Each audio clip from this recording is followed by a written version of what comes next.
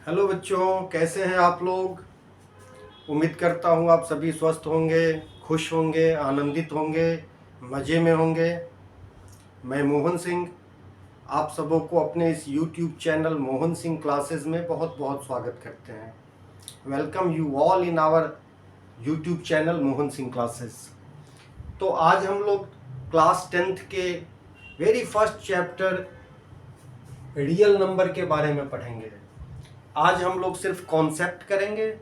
Concept के बाद कल हम लोग इसके एक्सरसाइज 1.1 करेंगे और एक दो दिनों में वह हो जाएगा। निश्चित ही हम सबसे पहले NCERT के सारे क्वेश्चंस, सारे एक्सरसाइज, सारे चैप्टर्स का क्लियर करेंगे और उसके बाद काफ़ी समय हमारे पास होगा। बाज़ार में जो उपलब्ध दूसरी पब्लिशिंग की बुक है, हम प्रयास करेंगे कि एक भी क्वेश्चन हमसे छूटे नहीं। तो आओ शुरू करते हैं। आज हम लोग रियल नंबर के कॉन्सेप्ट, मुख्य क्या कॉन्सेप्ट है, अगर एक बार हमारा कॉन्सेप्ट क्लियर हो जाता है, कॉन्सेप्ट क्लियर होता है तो प्रॉब्लम सॉल्व करना बहुत आसान हो जाता है। फिर बच्चों को बहुत ज़्यादा प्रॉब्लम होती नहीं। वैसे तो ये कहने के लिए रियल नंबर इस चैप्टर का नाम है, लेकिन इसमें पिछले जितनी भी 2-3 क्लासेस, मुख्यतः मैं समझता हूँ 6th से लेके 6th, 7th, 8th, 9th, इन सारे क्लासेस में जो भी आपने नंबर सिस्टम में या नंबर से रिलेटेड जो चीज़ भी आपने पढ़ा है, उस सब का निचोड़ इस चैप्टर में दिया गया है। और हम लोग एक बार परीक्षा पास करते हैं छोटी क्लासेस में तो फिर उसको भूल जाते हैं। तो हम रियल नंबर के बिल्कुल बेसिक कॉन्सेप्ट से शुरू करेंगे। आप लोग देखिए कि मैथ्स पढ़ना कितना आसान होता है अगर हमारा कॉन्सेप्ट क्लियर होता है। तो हम बिल्कुल ही नंबर सिस्टम के जीरो से शुरू करेंगे, बल्कि ये समझ लो कि ये मोहन सिंह क्लासेस आपको जीरो से हीरो बनने की एक सीढ़ी है। तो पहली पायदान पे कदम रखते हुए हम लोग सबसे पहले आ जाते हैं रियल नंबर को समझने के लिए। देखिए, इस चैप्टर का नाम रियल नंबर है, लेकिन रियल नंबर के बारे में हम लोग 2-3 स्टेप के बाद चर्चा करेंगे। सबसे पहले रियल नंबर क्या है यह हम समझेंगे, उससे पहले एक दो नंबर्स के बारे में हम लोग डिस्कस कर लेते हैं। यहां देखो, सबसे पहला शब्द है नेचुरल नंबर। नेचुरल नंबर जैसा कि शब्द से ही पता चलता है, नेचुरल मतलब प्राकृतिक, जो प्रकृति में है, जो नेचर में अवेलेबल है, जिसको हम दिखा सकते हैं। अगर मैं आपसे पूछूं कि नेचुरल नंबर समझने के लिए मैं आपको कहता हूं कि बेटे मुझे 3 पेन दिखाओ, आपके बैग में पेन होगा, निश्चित ही होगा। आप निकाल के मुझे गिन के दिखाएंगे, सर यह 1, यह 2 और ये 3। लेकिन यहीं पे मैं आपसे कहूं बेटा मुझे -3 पेन्स दिखाओ, नहीं पॉसिबल है बताना। तो -3 एक प्राकृतिक संख्या नहीं है, -3 एक नेचुरल नंबर नहीं है। नेचुरल नंबर हम सिर्फ उसी नंबर को कहेंगे जिसको किसी भी वस्तु के रूप में गिन के दिखाना संभव है। बैठ गया दिमाग में। यहां हमने देखो इस ग्राफ के माध्यम से हमने समझाने का प्रयास किया है। यहां पर एक नेचुरल नंबर है, 1 2 3 4 5 से लेकर के इन्फिनिटी तक। अब यहां प्रश्न उठता है, सबसे छोटा नेचुरल नंबर क्या है। निश्चित ही सबसे छोटा नेचुरल नंबर 1 है, 1, and the largest natural number is infinity. You can't defined it, correct. अब इस नेचुरल नंबर के साथ अगर जीरो भी आ जाए, नेचुरल नंबर के साथ अगर जीरो भी आ जाए, तब हम इसको होल नंबर कहते हैं। होल मतलब सभी। और हमें पता है ना कि जीरो के बिना अपनी काउंटिंग संभव ही नहीं है, मैथमेटिक्स का कैलकुलेशन संभव ही नहीं है। किसी भी नंबर के ऊपर अगर जीरो आ गया, जीरो आते ही वो 10 गुना बढ़ जाता है।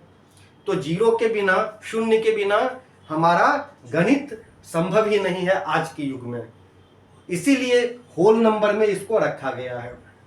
अब समझने की बात यह है कि होल नंबर के अंदर ही नेचुरल नंबर है। तो जितने भी नेचुरल नंबर है वे सभी होल नंबर के भी पार्ट है। All the natural numbers are whole number. But समझने की बात, all whole numbers are not natural number. As example, 0 is a whole number but it is not natural number. 0 एक whole number है लेकिन natural number नहीं है। समझ में आ गई? अब आगे चलते हैं। सबसे पहले नेचुरल नंबर, जिसको हम किसी वस्तु के रूप में गिन के दिखा सकते हैं, जिस संख्या को, जिस नंबर को, उसे ही हम नेचुरल नंबर कहेंगे। होल नंबर में इसके साथ 0 भी आ गया तो हमें ये भी समझ में आ गई कि जितने भी होल नंबर है वे सारे के सारे नेचुरल नंबर नहीं है। 0 एक होल नंबर है, वो सभी नेचुरल नंबर नहीं है। बिल्कुल अपना माइंड कंसंट्रेटेड रखना है। थोड़ी सी सहायता आप लोग करें, बल्कि मेरी नहीं, आप अपनी थोड़ी सी सहायता करें। हमारे क्लास में बहुत गौर से बैठे, सारा कॉन्सेप्ट क्लियर होता चला जाएगा। होल नंबर एक 0 है जो कि नेचुरल नंबर नहीं है। अब 0 को हटा दो तो सारे होल नंबर नेचुरल नंबर हो जाएंगे अदर देन 0। बट सारे नेचुरल नंबर हमेशा से होल नंबर का ही एक पार्ट है। एक भी ऐसा नेचुरल नंबर नहीं है जो होल नंबर के अंदर नहीं हो। तो हमने क्या समझा? नेचुरल नंबर 1 से लेके इन्फिनिटी तक, फिर होल नंबर, नेचुरल नंबर के साथ 0 ऐड हो गया, होल नंबर बन गया। अब देखो, भले ही हम ना दिखा पाए, लेकिन कुछ नेगेटिव संख्याएं भी होती है। हाँ, उसको प्रैक्टिकली हम कुछ दूसरे हिसाब से समझते हैं। जैसे मैं कहूं 500 रुपए मेरे पास है, तो इसका डायरेक्ट मीनिंग होता है कि मेरे पास, मेरे जेब में 500 रुपए होगा। लेकिन अगर -500 रुपए की बात आती है तो इसका प्रैक्टिकल मीनिंग कुछ और होता है। हो सकता है हमने किसी से 500 रुपए उधार लिया हो जो हमने चुकाना है, हमारे ऊपर ऋण है, कर्ज है ना, तो उसको हम माइनस करके समझते हैं। तो नेगेटिव नंबर्स, सारे के सारे नेगेटिव नंबर्स, सारे के सारे पॉजिटिव नंबर्स विद 0, इस सब को इकट्ठे हम इंटीजर कहेंगे। समझ में आ गई? तो अगर कोई पूछे सबसे छोटा इंटीजर कौन है, नॉट पॉसिबल, क्योंकि वो नेगेटिव इन्फिनिटी की तरफ होगा। सबसे छोटा इंटीजर -इन्फिनिटी। सबसे बड़ा इंटीजर कौन है? प्लस इन्फिनिटी की तरफ। हाँ, बिल्कुल बीच का इंटीजर यहां पे 0 हो गया। समझ में आ गई ना? ये सब हमने पिछली क्लास में भी पढ़ा है, लेकिन चूंकि ये कॉन्सेप्ट है, हमें समझना है, तो A to Z सारी संख्याएं हम समझते चलेंगे। अब देखो क्या क्या समझ लिया हमने समझ लिया यहाँ से नेचुरल नंबर क्या है, फिर हमने समझ लिया होल नंबर क्या है, फिर हमने समझ लिया इंटीजर क्या है। अब चौथा पार्ट आता है रैशनल नंबर। 9th क्लास में हम लोगों ने पढ़ा होगा कि रैशनल नंबर वे नंबर है which can be written in the form of P upon Q, जो P upon Q के फॉर्म में लिखा जा सके। लेकिन it's not necessary that always it is in P upon Q, मतलब वे हमेशा P upon Q के फॉर्म में हो, ऐसा कोई जरूरी नहीं है। तो मेरा मतलब है 5/1 भी ये नंबर होगा और सिर्फ 5 भी ये नंबर होगा, क्योंकि जो भी नंबर है 5 है तो उसको 5/1 भी लिख सकते हैं, 10 है तो उसको 10/1 भी लिख सकते हैं, और ऑलरेडी अगर दिया हुआ हो जैसे इस तरह से 2/5, तब ये रैशनल नंबर तो है ही। बट समझो, ध्यान दो, अब 2/5 है तो यह एक रैशनल नंबर है, लेकिन सिर्फ 2 लिखा हुआ है तो भी यह एक रैशनल नंबर है, क्योंकि ये 2/1 लिखा जा सकता है। लेकिन थोड़ा सा और डीपली अगर हम जाएंगे तो ए 2/5 रैशनल नंबर है, 2 भी रैशनल नंबर है, लेकिन 2/5 एक फ्रैक्शन भी है, सिर्फ 2 फ्रैक्शन नहीं है। तो यहां पर यह भी हमने समझ लिया कि रैशनल नंबर और फ्रैक्शन में क्या डिफरेंस है। फ्रैक्शन का मतलब उसमें न्यूमरेटर और डिनोमिनेटर होना जरूरी होता है, जैसे न्यूमरेटर 2 और डिनोमिनेटर 5, तो तभी फ्रैक्शन बनेगा। लेकिन रैशनल नंबर होने के लिए डिनोमिनेटर को शो करना जरूरी नहीं होता। डिनोमिनेटर नहीं भी है तो भी वह रैशनल नंबर है। समझ रहे हैं ना? हिंदी में क्या कहते हैं इसको? अंश और इसे हर। अंश और हर दोनों अगर हो तभी यह इंटीजर होगा। लेकिन रैशनल नंबर होने के लिए जरूरी नहीं है कि नीचे वाला डिनोमिनेटर भी दिया हुआ हो, अर्थात हर भी दिया हो, जरूरी नहीं है। ऐसा भी लिखा है तो भी यह रैशनल नंबर होगा। तो हम लोग रैशनल नंबर समझ गए। तो क्या कोई ऐसा भी नंबर होता है जो इन दोनों में से किसी भी फॉर्म में नहीं हो? हाँ, बिल्कुल होता है जी।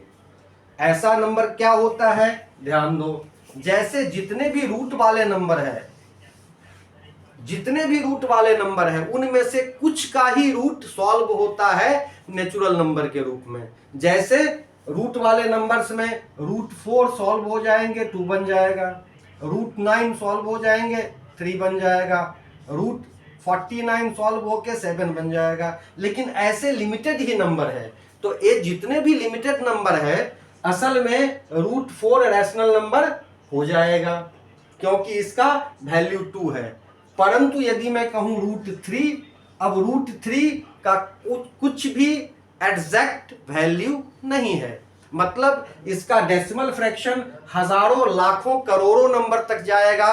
करोड़ों का, मैंने करोड़ नहीं, अब इतने नंबर तक जाएगा, तो इसका P upon Q form possible नहीं है। इसी तरह रूट 5 भी एक रैशनल नंबर है, सॉरी इरैशनल नंबर है, रूट 7 भी इरैशनल नंबर है, रूट 6 भी इरैशनल नंबर है, रूट 11 भी इरैशनल, मतलब कि जिसका स्क्वायर आपने किया ना, तो जो भी स्क्वायर नंबर है उसकी रूट को छोड़ के, स्क्वायर नंबर का मतलब 2 का स्क्वायर 4, 2 2 जा 4, तो 4 का रूट को छोड़ के, 3 का स्क्वायर 9, तो 9 के रूट को छोड़ के, 4 का स्क्वायर 16, तो 16 के रूट को छोड़ के, मतलब जिसका स्क्वायर नंबर के रूट को छोड़ के और जितने भी रूट है वे सारे इरेशनल नंबर है। इसके अलावे भी बहुत सारे इरेशनल नंबर है और हम लिख सकते हैं, जैसे यहां हमने दिया डॉट डॉट डॉट डॉट करके, जो भी डेसिमल एक्सप्रेशन होगा जिसमें आप डॉट लगा देंगे कि इसी पैटर्न पे आगे जा रहा है। जैसे यहां देखो 0.1, 0.10, 100, 100, अगले स्टेप में 1 के बाद 4 जीरो आएगा, उसके बाद 1 के बाद 5 जीरो आएगा, उसके बाद 1 के बाद 6 जीरोज आएंगे, फिर 7 जीरोज आएंगे, फिर 8। तो इसका मतलब ये डॉट डॉट का मतलब है कि यह पैटर्न इन्फिनिटी तक जाता है। तो इस सब तरह के सारे पैटर्न इरेशनल नंबर है। करेक्ट? मुझे लगता है कि हमारी समझ में आ चुकी है इन सारी चीजों के बारे में, रैशनल और इरेशनल नंबर। और जब ये सब चीज हमने समझ लिया, तब अब हम आएंगे इस चैप्टर का जो नाम है रियल नंबर पे। ठीक, हमने समझा natural number, whole number, integer, rational number, irrational number. इसके बाद अब हम इस चैप्टर की जो हेडिंग है रियल नंबर, यहां पहुंचेंगे। क्यों? अब इमेजिन करो, जितने भी तरह के सारे नंबर्स हमने पढ़ा, इसके अलावे भी अगर कोई नंबर पॉसिबल है, इसके अलावे अगर, हालांकि इसमें तो सब कुछ हो गया, अब इसी के अंदर अब ये जो odd number, even number, prime number, को प्राइम नंबर, ये सारे इस नंबर के अंदर ही है। हम आगे इसकी भी डिस्कस करेंगे। लेकिन जितने भी नंबर आप इमेजिन कर सकते हैं, चाहे वो पॉजिटिव हो, चाहे वो नेगेटिव हो, चाहे वह रैशनल हो, चाहे वह इरेशनल हो, या किसी भी तरह के नंबर जो आपकी कल्पना में है, this all call together the real number. तो ये पूरा जो बॉक्स है ना बेटा, जिस बॉक्स के अंदर नेचुरल नंबर है, होल नंबर है, इंटीजर है, रैशनल नंबर है और इरेशनल नंबर है, this all numbers call together the real number. ठीक है, इसको थोड़ा और समझेंगे हम। अब देखो, इंटीजर के अंदर होल नंबर है, मतलब सारे के सारे होल नंबर इंटीजर भी है, सारे के सारे नेचुरल नंबर इंटीजर भी है, लेकिन सारे इंटीजर होल नंबर नहीं है। जैसे कि negative integer is not whole number, सारे इंटीजर नेचुरल नंबर नहीं है, क्योंकि negative integer and zero, these are not the natural number. Concept clear हो रही है? और रैशनल नंबर तो सब इस तरह के जितने भी नंबर्स हैं वो सभी रैशनल नंबर के अंतर्गत आएंगे। रैशनल नंबर के अंतर्गत ये सारे के सारे, रैशनल नंबर जो है वो इंटीजर भी कहलाएगा, रैशनल नंबर जो है वो होल नंबर भी कहलाएगा, रैशनल नंबर नेचुरल नंबर भी कहलाएगा। सारे जितने भी नेचुरल नंबर है ना, वो सभी रैशनल नंबर है। करेक्ट? जितने भी होल नंबर है सारे रैशनल नंबर है, जितने भी इंटीजर है सभी रैशनल नंबर है। लेकिन इसके एंटी क्लॉकवाइज नहीं चलेगा बेटा। अब सारे के सारे रैशनल नंबर इंटीजर नहीं है। जैसे यहां 2/5 is not an independent integer, इसी तरह सभी होल नंबर, जितने भी होल नंबर है वे सब रैशनल नंबर भी है, लेकिन सारे रैशनल नंबर होल नंबर नहीं है। क्यों नहीं है सारे रैशनल नंबर होल नंबर? क्योंकि 8/9 होल नंबर के अंदर नहीं आता, यहाँ -3 होल नंबर के अंदर नहीं आता। तो इस बॉक्स को आप चाहे तो स्क्रीनशॉट ले लें और पूरी कंसेप्ट क्लियर हो जाएगी इस बॉक्स से। करेक्ट। अब हम थोड़ा सा इन सब चीजों पे भी ध्यान देते हैं, आगे किस तरह का क्वेश्चन आने वाला है आपके एक्सरसाइज में, थोड़ा सा इसको डिस्कस करते हैं। हम लोग रियल नंबर भी समझ लिया, ऑड इवन तो सबको पता ही है। ऑड नंबर्स वे हैं जिसको 2 से डिवाइड करने पे पूरा पूरा नहीं कटे, और इवन नंबर वे है जिसको 2 से डिवाइड करने पे कट जाए पूरा पूरा। ये तो हमने 6th क्लास में ही पढ़ा था। जैसे 2 इवन नंबर है, 4 इवन नंबर है, 6 इवन नंबर है, 2, 4, 6, 8, 10, 12 जितने भी नंबर्स है जो 2 से कट हो रहा है वे सारे इवन नंबर है। लेकिन आप दिमाग में सिर्फ इतना रखिए 0, 2, 4, 6 और 8, ये 5 डिजिट हुआ ना। जिस किसी भी नंबर के लास्ट में इन पांचों में से कोई भी डिजिट है वे इवन नंबर है। 1, 3, 5, 7, 9 इन पांचों में से कोई भी डिजिट जिस किसी भी नंबर के लास्ट में है वह ऑड नंबर है। तो ये हम लोगों को पहले से पता था इवन ऑड, लेकिन फिर भी हमने जब सारे हर प्रकार के नंबर, मैंने कहा पूरा कॉन्सेप्ट क्लियर करेंगे तो डिस्कस कर लिया। अब आता है प्राइम नंबर। ठीक, कौन सा नंबर? अब आता है प्राइम नंबर। प्राइम नंबर वे नंबर है। अच्छा, पहले एक चीज देखो, कोई भी नंबर हो उसका कम से कम 2 फैक्टर होगा। एक वह नंबर खुद अपना फैक्टर होगा, दूसरा हर नंबर का फैक्टर 1 होगा। इतना तो क्लियर है, इतना तो आप लोगों को मालूम होगा, है ना? तो प्राइम नंबर को एक्सप्लेन करते समय बच्चे गलत लिख के आ जाते हैं कभी कभी। सबसे पहले तो ये समझिए, prime number are those which has no any third factor other than 1 and the number itself. Prime number वे नंबर है जिसका कोई तीसरा गुणनखंड नहीं हो, एक 1 और दूसरा वो नंबर खुद के अलावे कोई तीसरा गुणनखंड नहीं हो। प्राइम नंबर वे नंबर है जिसका कोई तीसरा फैक्टर नहीं हो, एक उस नंबर खुद अपना फैक्टर है और दूसरा उसका फैक्टर 1 हो सकता है, तीसरा कोई फैक्टर नहीं हो। जैसे 5, अब देखो 5 में किसी से भी भाग नहीं लगेगा, 5 किसी से भी डिवाइड नहीं होगा अदर देन 1 और 5 के सिवा। करेक्ट। 7 किसी से भी भाग नहीं लगेगा अदर देन 1 एंड 7 के सिवा। इसी तरह नंबर है 11 में किसी से भी भाग नहीं लगेगा अदर देन 1 और 11 के सिवा। तो ये सारे नंबर प्राइम है। और एक चीज याद कर लेना, स्मॉलेस्ट प्राइम नंबर इज 2। कुछ बच्चे 3 मानते हैं, 3 से स्टार्ट नहीं होता। Smallest prime number is 2, largest prime number is infinity. Correct. तो सबसे छोटा प्राइम नंबर 2 होता है। आप लोग अपने प्रॉब्लम को आसान करने के लिए 1 से लेके 100 तक के बीच में एक दिन बैठना, एक दिन घर पे बैठना और 1 से लेके 100 तक का प्राइम नंबर खुद लिखने की प्रयास करना। वैसे बुक में भी दिया हुआ है, लेकिन हमें लकीर का फकीर नहीं बनना है। जब हम प्रैक्टिकल स्टडी करेंगे तो समझ में ज़्यादा आएगा। करेक्ट। जैसे 20, 25, 30, 50 तक तो माइंड में होगा ही नॉर्मली। जैसे 2, 3, 5, 7, 11, 13, 17, 19, 23 इस तरह करके वे प्राइम नंबर जितने भी है 1 से लेके 100 तक इसको कॉपी पे लिख लेंगे। और अच्छा ये रहेगा कि 0 से 10 तक का एक लाइन में लिखा, यहाँ 11 से 20 तक कितने हैं वो लिखा दूसरी लाइन में, 21 से 30 तक कितने हैं तीसरे लाइन में। तो आपको प्राइम नंबर समझ में आ जाएगी। और प्राइम नंबर के बाद आता है कंपोजिट नंबर, इसका जस्ट उल्टा, जिसमें कोई थर्ड फैक्टर नहीं हो। प्राइम नंबर मतलब जो किसी तीसरे नंबर से नहीं कट पाए, और जिसके थर्ड फैक्टर हो वे कंपोजिट नंबर। करेक्ट। जैसे 3 प्राइम नंबर है क्योंकि इसका कोई तीसरा फैक्टर नहीं है। तो 4 कंपोजिट नंबर है क्योंकि 4 के तीसरा फैक्टर भी है, 2 भी है 4 का फैक्टर, है ना।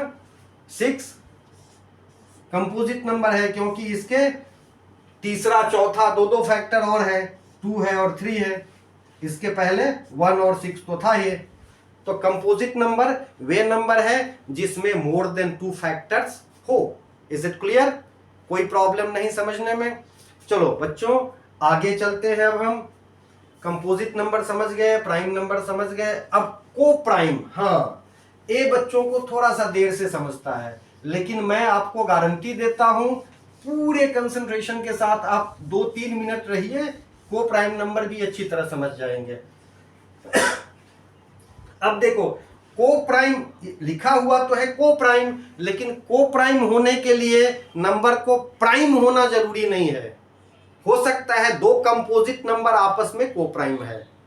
को प्राइम शब्द जैसे ही आएगा, को प्राइम एक रिलेशन है किसी दो नंबर के बीच में, करेक्ट। तो दो नंबर होना चाहिए। जैसे हम कहते हैं ना भाई बहन, तो भाई बहन कहने का मतलब है कोई दो इंडिविजुअल है, एक दूसरे का भाई है, दूसरा पहले का की बहन होगी। तो इस तरह से दो नंबर्स के बीच का रिलेशन है। कोई भी दो नंबर जिन दोनों के बीच में शिवाय 1 के और कोई भी दूसरा फैक्टर नहीं हो, उन दोनों नंबर को प्राइम कहते हैं। आओ उदाहरण के रूप में समझते हैं। अच्छा, दूसरी एक कॉन्सेप्ट बिल्कुल दिमाग में डाल लो, जितने भी कंसेक्यूटिव नंबर्स हैं वे सारे को प्राइम है। जैसे 4, 5, इन दोनों का कोई कॉमन फैक्टर नहीं है शिवाय 1 के। 5, 6, इन दोनों का कोई कॉमन फैक्टर नहीं है शिवाय 1 के। 6, 7, इन दोनों का कोई कॉमन फैक्टर नहीं है शिवाय 1 के। तो सारे कंसेक्यूटिव नंबर्स आपस में को प्राइम होते ही होते हैं। अब इसके अलावे भी को प्राइम है बेटा। अब मैं दो ऐसा को प्राइम दिखाता हूं जो दोनों ही प्राइम नंबर है। पहला 3 और दूसरा 5। 3, 5 दोनों प्राइम नंबर है, 3 भी प्राइम है, 5 भी प्राइम है। इन दोनों के बीच में कोई भी कॉमन फैक्टर नहीं है, तो ये दोनों को प्राइम हो गया। Is it clear? अब मैं दो ऐसे नंबर दिखाता हूं जो दोनों ही कंपोजिट है लेकिन को प्राइम है। नंबर देखो 8 और 9। 8 के कई फैक्टर है, नीचे लिखता हूं। 2 भी है, 4 भी है, 8 खुद है और 1 है।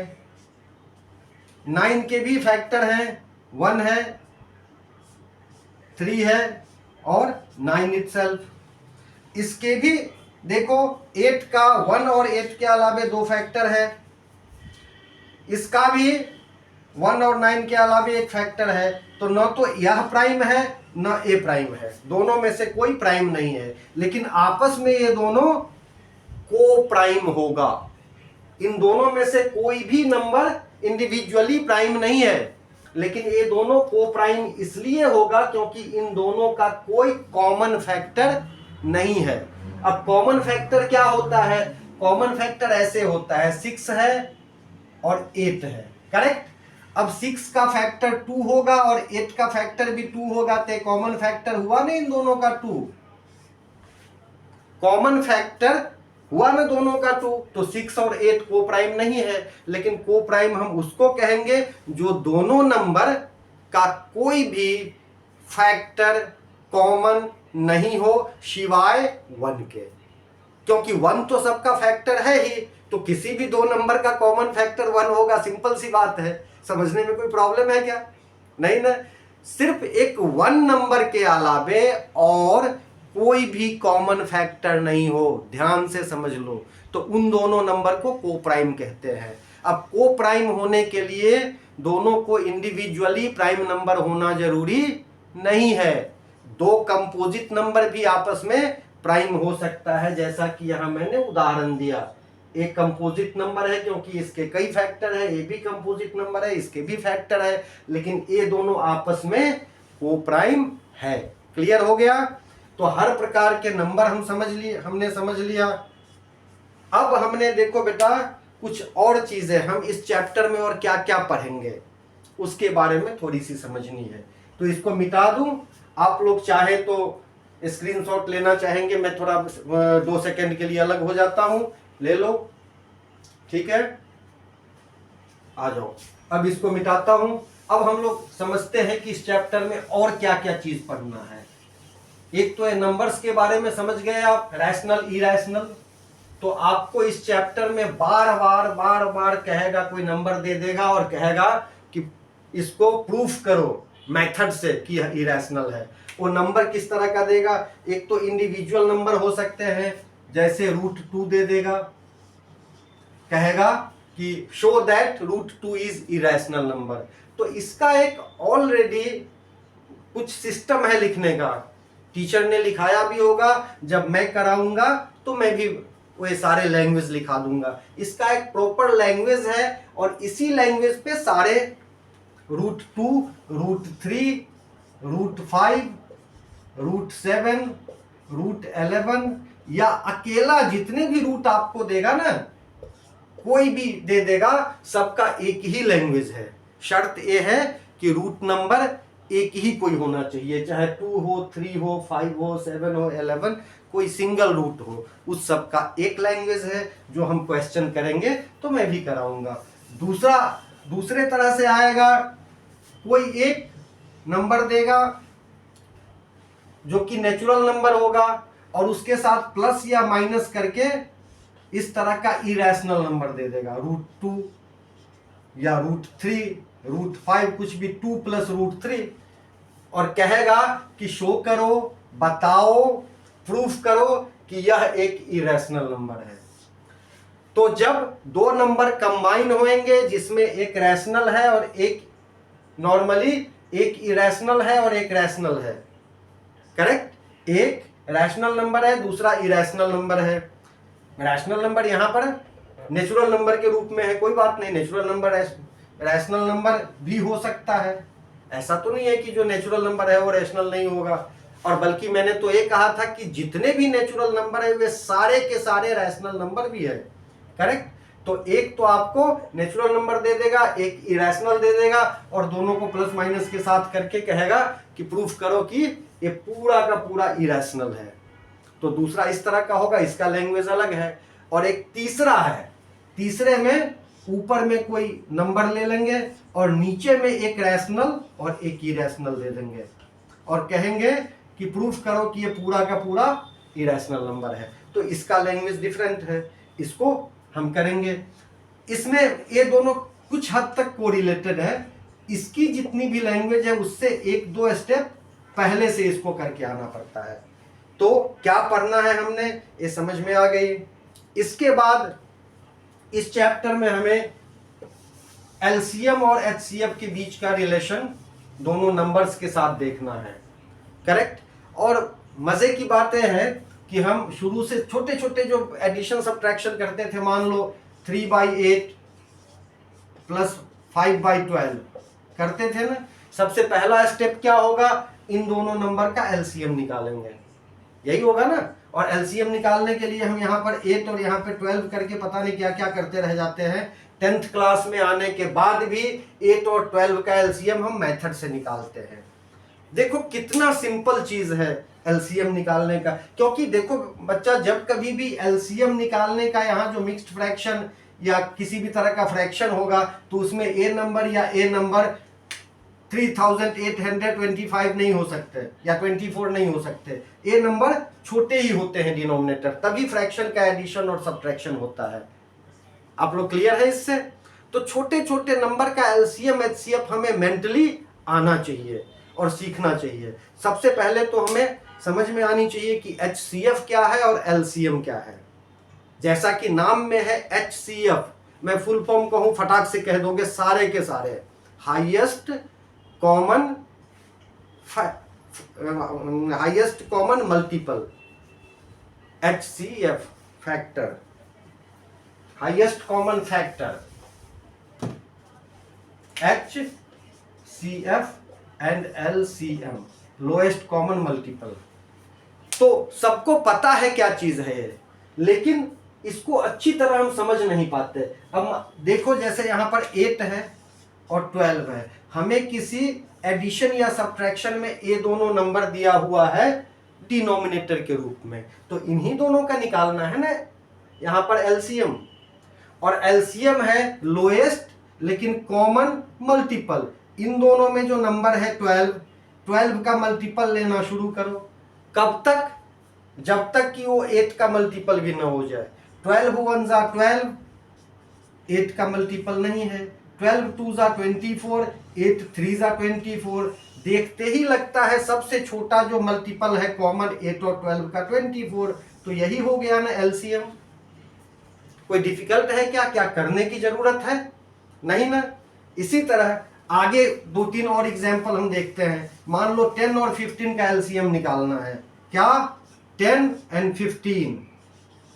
बड़ा नंबर लेके चला हमने। 15 का पहला मल्टीपल 15 है जो 10 की टेबल में नहीं है। 15 का दूसरा मल्टीपल 30 है जो कि 10 के भी टेबल में है। तो इन दोनों नंबर का सबसे छोटा कॉमन मल्टीपल 30 हुआ। यही है एलसीएम। समझना कोई मुश्किल है क्या? अगर हम फ्रैक्शन के एडिशन सब्ट्रैक्शन में जो एलसीएम निकालते हैं साइड में जाके, नहीं निकालना है, समझना है। इसी तरह अगर एचसीएफ इन दोनों का नंबर का निकालना होता, 10 और 15 का एचसीएफ हमने निकालना है, हाईएस्ट कॉमन, लेकिन क्या? फैक्टर। अब मल्टीप्लाई नहीं, अब डिवाइड करते हुए आओ। इसका पहला फैक्टर 15, दूसरा फैक्टर 5, तीसरा फैक्टर 3, चौथा 1 है। इसका पहला फैक्टर 10, दूसरा फैक्टर 5, तो सबसे बड़ा दोनों का कॉमन फैक्टर क्या है? 5। ये हो गया एचसीएफ। सिंपल। हाईएस्ट लेकिन कॉमन फैक्टर, तो फैक्टर बनाओ, मेंटली सोचो ना। 15 किस किस नंबर से जाता है? 5 से जाता है, 10 भी 5 से जाता है, तो 5 हो गया, सबसे बड़ा लेना है फैक्टर। इसी तरह अगर एलसीएम निकालना है, सपोज करो 15 और 25 का, ये थोड़ा सा कैलकुलेशन यहाँ पर मेंटली आ जाएगा। जैसे मैंने कहा आपको 15 है पहला नंबर, दूसरा 25। हाँ, सारे बच्चों को 25 का नहीं होगा टेबल याद, है ना, लेकिन जिसको याद है, याद होना चाहिए, कम से कम 10th क्लास के बच्चे को होना चाहिए। 25 2 जा 50, इसकी टेबल में नहीं है तो नहीं हुआ। 25 3 जा 75, 15 5 जा 75, 75 हो गया एलसीएम। एचसीएफ के लिए इसको तोड़ना है तो 5 और 3 से टूटा, ए 5 और 5 से टूटा, दोनों का फैक्टर 5 है, तो 5 हो गया एचसीएफ।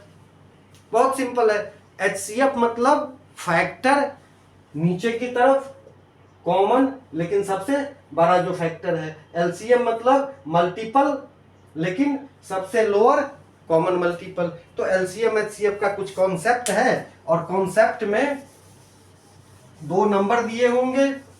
इस चैप्टर में 2 नंबर दिए हुए होंगे और आपको कहेंगे इन दोनों का एलसीएम निकालो, इन दोनों का एचसीएफ निकालो, और फिर रिलेशनशिप को प्रूफ करो। रिलेशनशिप है HCF into LCM equal to first number into second number. ये हमने प्रूफ करना सीखना है। जब एक्सरसाइज करेंगे तो इस पर और हम डिस्कस करेंगे आगे। ये first number into second number नहीं कह के सीधे कह सकता है प्रोडक्ट ऑफ द नंबर, क्योंकि जहां मल्टीप्लाई करते हैं तो इसका रिजल्ट को हम प्रोडक्ट कहते हैं, तो प्रोडक्ट भी कह सकता है। Very simple. तो ये चीज हम समझेंगे, और इस चीज के लिए, इन सब चीज के लिए हमें फैक्टर बनाने आना चाहिए, है ना। तो फैक्टराइज करना तो हम लोगों ने क्लास 6 से सीखा है, ठीक है। तो मेरे प्यारे बच्चों, फैक्टराइज करना कोई बहुत डिफिकल्ट चीज़ नहीं है। हाँ, क्लास 10th में आप पढ़ते हैं तो थोड़ा सा हो सकता है बड़ा सा फैक्टराइजेशन हो, कहीं कहीं मल्टीप्लाई करके देखना पड़े। जैसे देखते हैं, मान लो हमें एक नंबर दे दे 32,760, और क्वेश्चन दे सकता है इसमें आपको कि इसका प्राइम फैक्टर निकालो।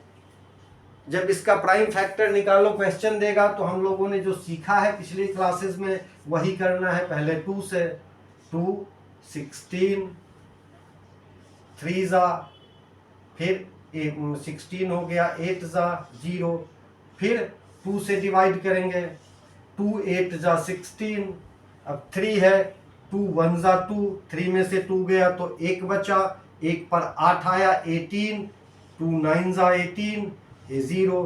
फिर एक बार 2 से करके देखो, 2 4 जा 8। अब यहाँ बच्चे गलती करते हैं, सीधे 19 ले लेते हैं, नहीं, हमारे पास सिर्फ 1 है, नहीं डिवाइड हो रहा है, तो यहाँ 0 डालो। अब फिर दूसरा 9 लो, 2 9 जा 18, 2 5 जा। अब देखो ध्यान से, यहाँ पर ऑड नंबर आ गया, तो निश्चित ही ये ऑड नंबर कहता है कि किसी भी इवन नंबर से नहीं जाएगा, न 2 से जाएगा, न 4 से जाएगा, न 8 से जाएगा, न 12 से जाएगा, न 14 से जाएगा। तो अब यहाँ हमने ऑड नंबर ट्राई करना है, 3 से ट्राई करके देखते हैं। 3 का आपको याद होगा डिविजिबिलिटी रूल क्लास 7th में, सारे नंबर्स का सम 4 + 5 9 और 9 18, अगर 3 से जा रहा है तो पूरा नंबर भी जाएगा। अब देखो 3 1 जा 3, यहाँ पर बचा 1, 1 पे आया 0, 10 बना, 3 3 जा 9, फिर बचा 1, 1 पे आया 9, 19 बना, 3 6 जा 18, फिर बचा 1, 1 पे आया 5, 15 बना, 3 5 जा 15। अब देखो ये 3 और 1 4 है, 4 और 6 10, 10 और 5 15 है, 15 भी 3 से जाता है तो पूरा नंबर भी जाएगा। फिर 3 से करो, 3 4 जा 12, 1 बचा, 1 पर 6 16, 16 आ गया तो 3 पंचे 15, फिर 1 पर 5 15, 3 पंचे 15, 455, 5 5 10 4 14, 14 हो गया ना। इसको ऐड करेंगे तो अब ये 3 से नहीं जाएगा। अब 5 से करके देखो, 5 9 जा 45, 5 1 जा 5, 91 हो गया। 91 जैसे ही हो गया, अब ये 7 से जाएगा, 7 1 जा 7, 7 3 जा 21 हो गया। फिर 13, तो कैसे लिखेंगे, इस नंबर को यहाँ लिख देंगे हम 32 760 इक्वल टू, एक बार तो सारे नंबर्स को लिखेंगे 2 × 2 × 2, 1 2 3 बार, फिर 3 × 3, 3 × 3 2 बार, फिर 5 × 7 × 13, फिर 5 × 7 × 13। और अगले स्टेप में इतना लिखने की जरूरत नहीं है, सिर्फ 2⁻1 2 3, फिर 3⁻2, फिर 5 × 7 × 13। Very simple. इस तरह आपको कहेगा प्राइम फैक्टर्स निकालो, प्राइम फैक्टर दिखाओ। ठीक है प्यारे बच्चों, तो बिल्कुल भी मुश्किल नहीं है। अगली जो वीडियो आएगी मेरी, उसमें हम 1.1 पूरा सॉल्यूशन देंगे आपको, इसी तरह पढ़ाते हुए। तो तब तक के लिए हम आपसे अलग होते हैं, फिर मिलते हैं अगली वीडियो में। तब तक के लिए खुश रहो, आबाद रहो, मस्ती में रहो, पढ़ाई करते रहो और बिल्कुल शांत चित्त होकर पढ़ाई करो, जिससे समझ में आएगी। कोई मुश्किल नहीं है मैथ्स। ओके बच्चों, जय हिंद, जय भारत, वंदे मातरम।